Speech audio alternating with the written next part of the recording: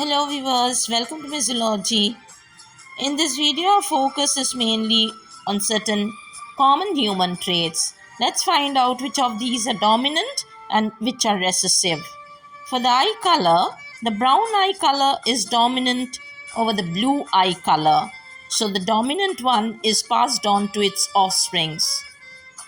Coming next to the ear lobes, the free ear lobes with a non-attached part at the bottom is dominant over the attached ear lobes. Moving next to the hair types. The curly hair is dominant over the straight hair types.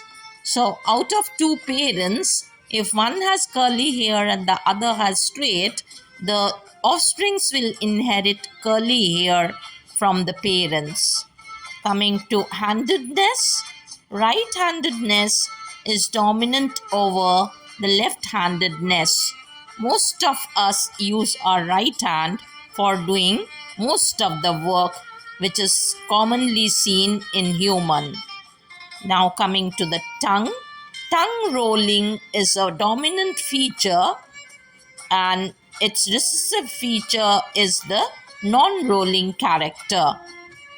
Then moving on to certain characters which you have to comment are myths or truth. Dimple chicks are supposed to be dominant over the normal cheek types. Then moving on to the kinds of lips. Thick lips are dominant over the thin lips in humans. So, when a parent has thick lips in homozygous state, it will always pass this feature to its offsprings in F1 generation.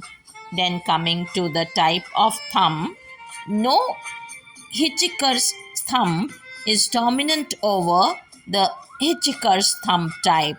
Here, there is the bending of the thumb in an angle is the Hitchhiker's capacity.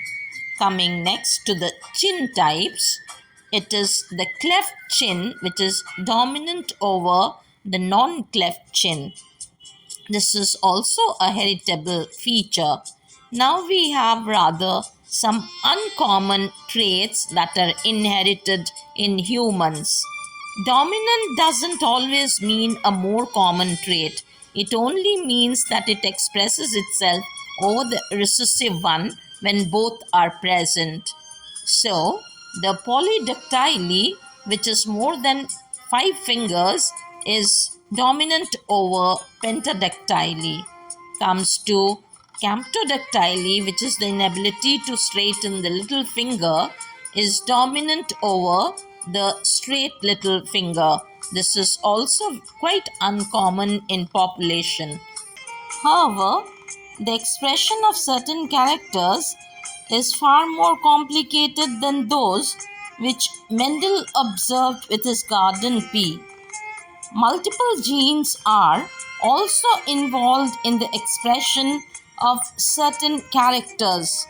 This is why the inheritance is not simple.